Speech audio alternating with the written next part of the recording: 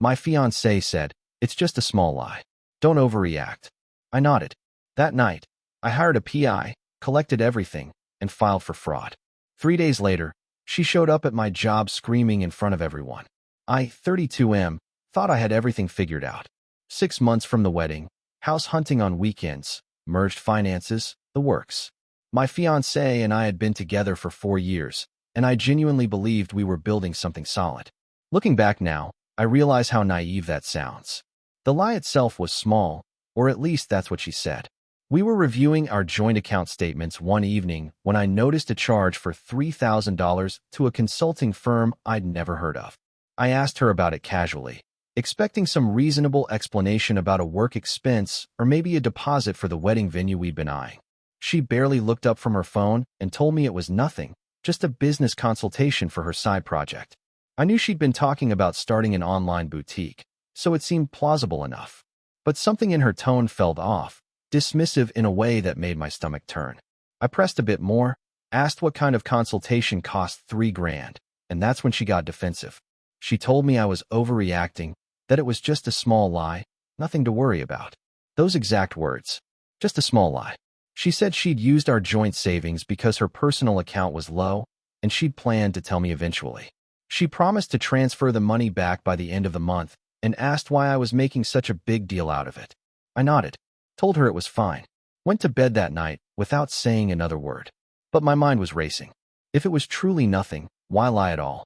Why get so defensive over a simple question? And more importantly, what else had I missed? The next morning, I called in sick to work and spent 3 hours researching private investigators. I found one with solid reviews, a former police detective who specialized in financial investigations and infidelity cases. I met him that afternoon at a coffee shop downtown, handed him copies of our bank statements, credit card records, and every piece of information I could gather without tipping her off. He told me he'd start immediately and to act completely normal at home. No confrontations, no suspicious questions, just business as usual. I paid his retainer in cash from an old savings account she didn't know about, money I'd inherited from my grandfather years ago. For the next 2 weeks, I became someone I barely recognized.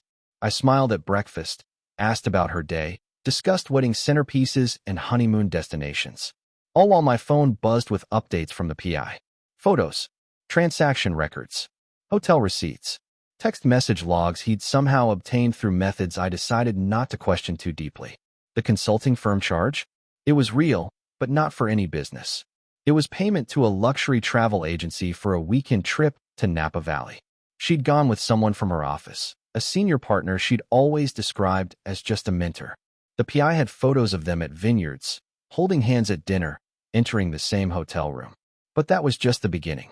As he dug deeper, the pattern became clear. Over the past 18 months, she'd siphoned nearly $47,000 from our joint accounts and a credit card she'd opened in both our names without my knowledge. Weekend getaways disguised as work conferences. Designer purchases she claimed were gifts from her mother. A lease payment on a luxury apartment downtown that she said was for a friend going through a divorce. The apartment was real. Her friend's divorce was real. But the friend wasn't living there. My fiancé was using it as a secondary residence, a place to meet her affair partner away from prying eyes. The PI had surveillance footage of them coming and going at all hours. My hands shook as I reviewed the final report. 300 pages of documentation, meticulously organized and cross-referenced. Bank statements highlighting fraudulent transactions. Affidavits from witnesses. Screenshots of conversations where she'd discussed hiding expenses from me. Photos that made my stomach turn. I sat in my car outside our apartment for an hour before going inside that night, just breathing, processing, planning my next move. The lawyer I consulted the following day was blunt. The credit card fraud alone could result in criminal charges if I chose to pursue them. The money taken from our joint account was technically legal since both our names were on it, but the deception surrounding it, combined with the forged signatures on the credit application, painted a clear picture of intentional fraud. He recommended I file immediately and consider pressing charges. I spent that entire weekend organizing everything while she was supposedly at a work retreat. I transferred my half of the joint savings to a new account. I gathered every personal belonging I couldn't replace and moved it to a storage unit. I changed the locks on the apartment that was solely in my name, something she'd always complained about, but I'd insisted on for credit reasons. I canceled the wedding venue and vendors, eating the deposits rather than letting this charade continue another day. Monday morning, I had the fraud paperwork filed. The lawyer assured me she'd be served at her office within 48 hours. I also contacted the credit card company with the PI's evidence, and they immediately flagged the account for investigation. Her access was frozen by noon. I went to work Tuesday trying to maintain some semblance of normalcy, but my mind was elsewhere. I turned off my phone, unable to face the inevitable barrage of messages once she realized what was happening. My assistant knew to hold all calls except emergencies. Wednesday morning, I was in a meeting with 6 colleagues and our department head when the commotion started outside the conference room. Raised voices, someone shouting my name, security trying to intervene. The door burst open, and there she was, absolutely unhinged. Makeup running, hair disheveled, waving papers in one hand and her phone in the other. She started screaming about how I'd ruined her life, frozen her accounts, changed the locks, canceled the wedding. Every eye in that conference room locked onto me as she detailed our private business for everyone to hear.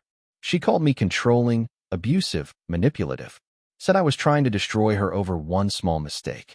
Security arrived within seconds, but she fought them off, still screaming. She demanded I fix everything immediately, threatened to sue me for defamation, claimed I'd stolen her money. My boss, a woman I deeply respected, simply stood up and asked security to escort my fiancée out of the building. Then she turned to me and asked if I needed to take the rest of the day. I told her I'd prefer to stay and finish the meeting, that my personal life wouldn't interfere with my work. But inside, I was humiliated, mortified. Every worst-case scenario I'd imagined about how this confrontation would go was playing out in the most public way possible. After she was removed and the police were called for trespassing, my boss pulled me aside. She told me she'd had a similar experience years ago, that sometimes the worst reactions come from people who know they're caught. She assured me my job was secure and offered me her lawyer's contact information if I needed additional legal support. The rest of that day was a blur of concerned coworkers, hushed whispers, and HR meetings to document the incident for security purposes. I provided them with a restraining order I'd filed that morning, something my lawyer had insisted on given her increasingly erratic text messages. Update 1. The aftermath moved faster than I'd anticipated. Within a week, the credit card company completed their investigation and determined the fraud was legitimate. They pressed charges independently, which meant the decision was out of my hands entirely. My former fiancée was arrested at her office the following Monday. Her family started contacting me, begging me to drop the charges, claiming I was destroying her life over a relationship issue. I had to explain repeatedly that I hadn't pressed the fraud charges, the credit card company had, and even if I wanted to intervene, I couldn't. The forged documents spoke for themselves. Her mother showed up at my apartment twice, crying, pleading, offering to pay back every cent if I'd just make it all go away. I felt genuinely sorry for her. She seemed to have no idea what her daughter had been doing, and the revelation was clearly devastating. But I couldn't undo what was already in motion. The affair partner, the senior partner from her firm, was also married. Once everything became public record through the court filings, his wife found out. I received a phone call from her 3 weeks into this nightmare, asking if I'd be willing to share the PI's report. I sent her everything. She filed for divorce 2 days later, and he was placed on administrative leave from the firm pending an ethics investigation. My former fiancé tried contacting me through mutual friends, then through new phone numbers, then through social media accounts I had to keep blocking. Each message followed the same pattern: rage, followed by pleading, followed by threats, then back to rage. My lawyer documented everything for the restraining order extension. The most surreal moment came when her affair partner reached out directly. He wanted to meet, to explain, to somehow make me understand that they'd fallen in love and hadn't meant to hurt anyone. I didn't respond. My lawyer advised against any direct communication, and honestly, I had nothing to say to him. Their feelings for each other were irrelevant to the fraud, the lying, the systematic deception. The trial was scheduled for 6 months out, but her lawyer pushed for a plea deal almost immediately. The evidence was overwhelming, and taking it to trial would only result in harsher sentencing. She ultimately pled guilty to credit card fraud and identity theft, receiving 2 years probation, community service, and full restitution of the $47,000 plus legal fees and damages. The judge was surprisingly harsh during sentencing, noting that this wasn't a desperate act of survival, but calculated deception against someone she claimed to love. That stuck with me, hearing a stranger articulate exactly what I'd been feeling but couldn't quite express. Update 2. 6 months after everything exploded, I was finally starting to feel like myself again. I'd moved to a new apartment, changed my number one final time, and blocked every possible avenue of contact. Therapy helped more than I'd expected, giving me tools to process the betrayal without letting it poison my ability to trust entirely. Work became my refuge. The initial gossip faded as new office drama took center stage, and my colleagues largely left me alone about it. I threw myself into a major project, worked late most nights, and slowly rebuilt my professional reputation beyond being the guy whose fiancée had that public meltdown. I started dating again, casually, nothing serious. It was strange at first, explaining why I was single, why I was gun-shy about moving too fast. But I found that most people understood, and the ones who didn't weren't worth my time anyway. My former fiancée's social media presence vanished completely. Mutual friends reported that she'd moved to another state, supposedly to start fresh somewhere her name wasn't attached to court records and local news articles about fraud cases. Her affair partner got divorced, lost his partnership position, and last I heard was working at a much smaller firm in a different city. The money was repaid in installments over 18 months, every cent accounted for and documented. I put it all in investments, wanting nothing to do with it beyond knowing it was recouped. Blood money. In a sense, payment for the life I'd almost built with someone who saw me as a resource rather than a partner. The hardest part wasn't the anger or the betrayal. It was the mourning. I had to grieve the future I'd imagined, the person I'd thought she was, the life we'd supposedly been building together. None of it was real, or at least not in the way I'd believed, and accepting that took time. Looking back now, I'm grateful I trusted my instincts that night when she dismissed my concerns. Just a small lie. Those 3 words saved me from legally binding myself to someone who would have continued deceiving me for years, possibly decades. The wedding would have happened, joint assets would have accumulated, maybe children would have entered the picture.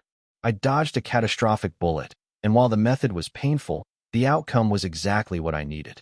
People ask sometimes if I regret how I handled it, if I wish I'd confronted her directly instead of gathering evidence and filing charges. The answer is always no. She'd already shown me she was comfortable lying to my face, comfortable dismissing my legitimate concerns, comfortable stealing from our shared resources. A direct confrontation would have resulted in more lies, more manipulation, more gaslighting about my overreaction. The evidence gave me power. Documentation gave me credibility. The legal system gave me recourse. And all of it gave me closure in a way that no tearful conversation ever could have. I'm dating someone new now, someone I met through work connections at an industry conference. It's early, and I'm taking it slow, but she knows the whole story. I told her everything on our 3rd date, figured she deserved to know why I was so careful about financial boundaries and why I needed time before considering anything serious. She didn't run. She listened, asked thoughtful questions, and told me she respected how I'd handled an impossible situation. That meant more than I can articulate. The apartment lease I'd signed with my former fiancée would have run another year, but I bought it out early and left. Too many memories in those walls, too many ghosts of conversations where I'd missed obvious red flags. My new place is smaller but entirely mine, decorated exactly how I want, filled with nothing but honest intentions. I ran into her mother once, randomly, at a grocery store about a year after everything settled. She looked older, tired, and when our eyes met she just shook her head and walked away. I felt bad for her, genuinely. She'd raised someone who made terrible choices, and she was living with the fallout of watching her daughter self-destruct. But that wasn't my burden to carry. I'd offered compassion where I could, but ultimately, the consequences were deserved and necessary. The whole experience taught me that small lies are never small. They're test balloons, ways of gauging how much they can get away with before you push back. When I nodded that night and accepted her dismissal, I was supposed to signal that I'd tolerate the deception, that I valued peace over truth. Instead, I nodded and started collecting receipts. Best decision I ever made. If you'd like to see more stories like this, a gentle tap on the subscribe and hype button would mean the world to us. Please subscribe and press the hype button. Thanks in advance.